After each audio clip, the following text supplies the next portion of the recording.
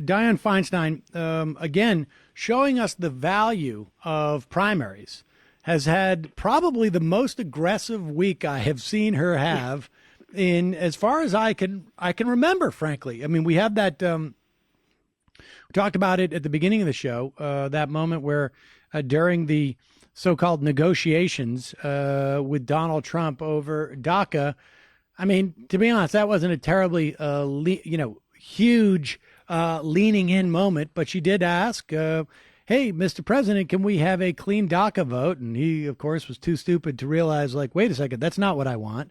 But what she did do this week was pretty stunning and surprising. And that was to release the full testimony from the head of GPS. This is the firm that was commissioned first by a right-wing website and then by the Clinton administration to do Oppo research on Donald Trump.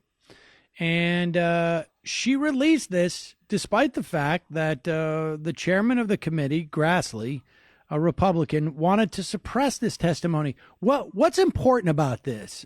What's important about it is that, first of all, let me just back up a little bit, which is that, all of this testimony should be in public hearings, right? I mean, anything that isn't classified should be public. This is ridiculous. We've never done this before. This is the Republicans covering up for Trump by keeping all this testimony private in the first place. And they make the excuse, well, maybe these people won't come and want to talk to us if we make it all public. Well, I'm sorry.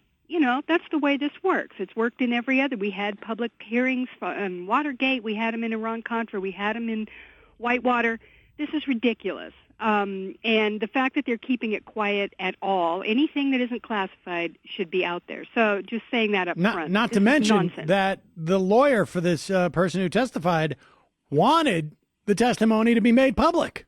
Absolutely. They had asked for it. And, this stupid excuse, and I'm just not hearing from the press enough, kind of like, wait a minute, public hearings are the way that this is supposed to be happening in the first place. So, but what's important about this is, there's a dynamic happening in the Congress. I mean, we've seen the House Intelligence Committee it's a complete wreck. I mean, they've got a Trump toady running that Intelligence Committee, Devin Nunes, and he's got a bunch of, henchmen in there, and they're doing everything they can to try and refocus on, whether the FBI did something, untoward, instead of actually investigating Russian interference in the election. Regardless of Trump, I mean, what happened with that? We know nobody seems to care about the actual thing that happened in the election.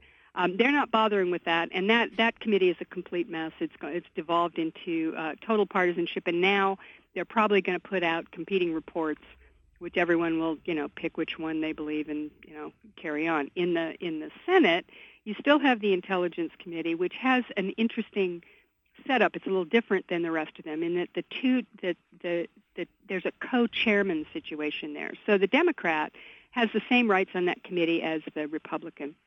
And they can, and that's Mark Warner, and the Republican is Richard Burr, and they've been kind of keeping it together. You can sense there's pressure there, because Mark Warner felt it necessary to go stand on the floor of the Senate and say, do not even try to fire Robert Mueller just before Christmas.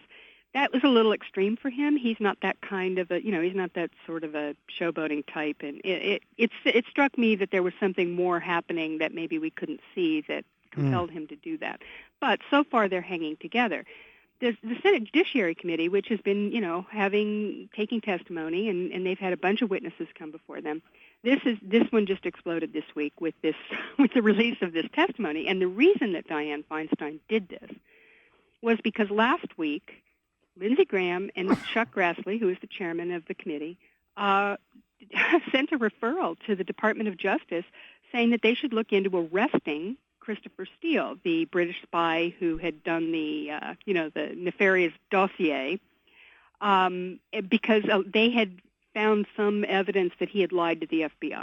I mean, we don't know what that evidence is. We think it has something to do with him not telling the FBI the names of reporters that he spoke to, which is, a whole other issue that, Republicans seem to be looking at a lot of rather undemocratic assaults on the First Amendment.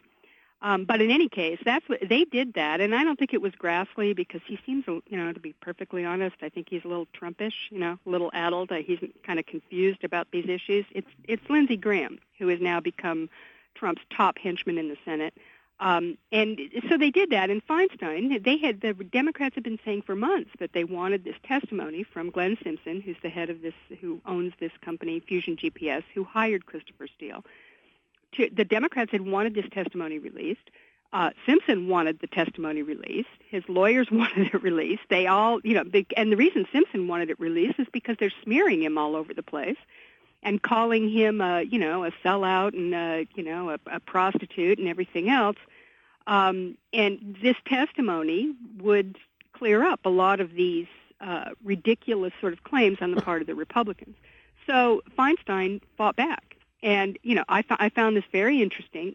She has in the past done a few things that were bold in this way. She did it on the torture report, which she actually fought the Republicans on that one as well. This seems to have come up to that level for her and for the other Democrats on the committee. And they released this testimony, and it's important because what it shows is that Krista, and this is the nub of it in my view, there are a lot of details that are really important. People should go read it and read the stories about it because there's a lot of stuff in there that's highly interesting and relevant to the Russia investigation. But the upshot of it is that when Christopher Steele, this former British spy, he did not know who had hired him to do this. This came through Fusion, and they didn't tell him that it was the Democratic Party, so all that is, nonsense.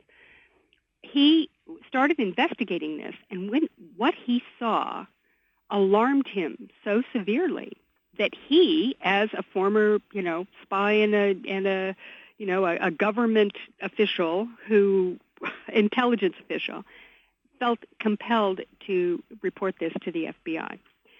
He went to the FBI in Rome and laid out what he was finding about all these Russian affiliations with the Trump campaign, and they kind of shrugged it off and didn't say anything.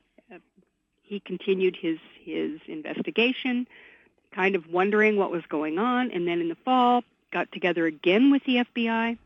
And at that point, the FBI told him, well, we've had this investigation going on for months. We know what you're talking about. He was corroborating a lot of what the FBI had in that dossier. We don't know specifically what that was, although there are some things that we know. In any case, what this says is that when a a decent patriot, and he's not even an American, saw what was going on, he immediately went to the authorities. Right. He reported this to the authorities.